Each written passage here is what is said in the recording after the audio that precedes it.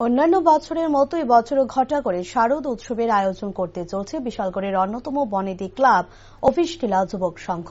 প্রতি বছরই বিভিন্ন থিমের মাধ্যমে জাঁকজমক পুজোর আয়োজনের জন্য যথেষ্ট প্রসিদ্ধ বিশালগড়ের এই ক্লাব এবছরও কিছু ভিন্ন চিন্তাধারার মাধ্যমে পুজোর আয়োজনে ব্রতী হয়েছে অফিসটিলা যুবক সংঘ।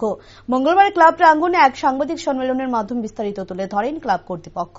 বিস্তারিতভাবে জানাতে গিয়ে পুজো কমিটির সম্পাদক সুজয় দে জানান, এবছর পুজোর বাজেটে প্রায় ৮ লক্ষ টাকা মূলত স্থানীয় জনগণের দেওয়া অর্থ রাশির মাধ্যমে পুজোর আয়োজন করা হচ্ছে।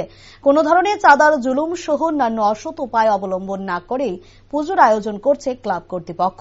এবছর পুজোর মূল আকর্ষণ হচ্ছে ১৫ মিনিটের মানব দুর্গার বিশেষ প্রতিবেদন। তাছাড়া প্রতিমা শিল্পী হিসেবে থাকছেন তারক পাল এবং মণ্ডপ তৈরির দায়িত্বে রয়েছেন স্থানীয় শিল্পীরাই।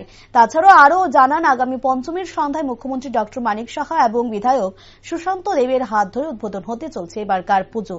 আর এই পুজোর আয়োজনে গোটা রাজ্যবাসীকে সামিল হওয়ার জন্য আমন্ত্রণ জানান ক্লাব কর্তৃপক্ষ।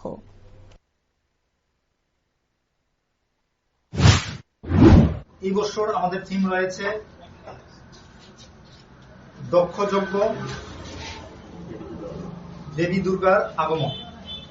সেটা একটা 15 মিনিটের থিম হবে।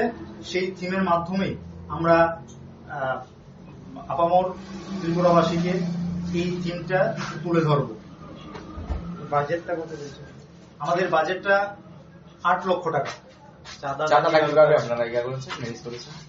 পাল মহোদয়, এবার আমরা যে উদ্দেশ্য করে পুজোটাতে নেমেছি, আমরা কোন নেশা কারবারি থেকে আমরা ১ টাকাও চাঁদা নেব না বা ১ টাকাও নেইনি। আগামী দিনে সেটা জারি থাকবে। আমরা কোন রকম নেশা কারবারিকে টাকা নিয়ে প্রশ্রয় দেব না, কারণ আমাদের একটাই লক্ষ্য যে অফিসটিলা এবং পুরো বিশালগড়ের যে আমাদের স্বপ্ন, আমাদের বিধায়কের স্বপ্ন নেশামুক্ত বিশালগড় তৈরি করা, সেটা আমরা চেষ্টা করছি। কিভাবে সেই দিকে এগোনো যায়, সবাই থেকে আমরা সাহায্য চাইছি। প্রতিমা যারা তৈরি করবে